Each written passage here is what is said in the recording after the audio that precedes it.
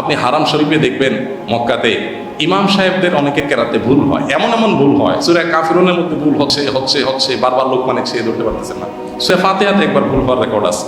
তারপরে যে আরো এমন এমন ভুল আছে যে 3বার 4বার লোকমা দিচ্ছে আর লোকমা নিতে পারতেছেন না, এই অবস্থা। তারপরে উনি ওইভাবে নামাজ পড়তেছেন না, কোনো অসুবিধা হচ্ছে না, ওনার চাকরি কোনো অসুবিধা হচ্ছে না। আমার দেশে হলে এই ইমাম 1 মাসের ভিতরে বিদায় হয়ে যেত।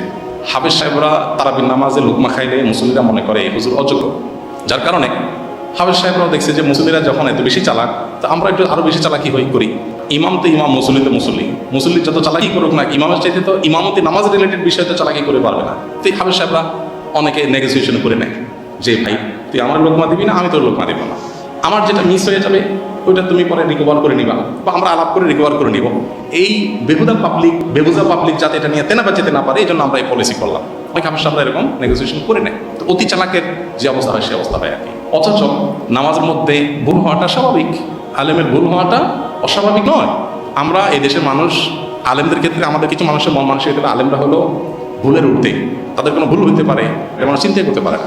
এটা হলো একটা মানসিকতা। আরেকটা মানসিকতা হলো আলেমদের ক্ষেত্রে এত বেশি নেগেটিভ মানসিকতা রাখা যে তাদের পজিটিভ জিনিসগুলোকেও দোষ হিসাবে দেখার চেষ্টা করা। এই দুইটাই প্রান্তিকতা আমাদের মধ্যে আছে।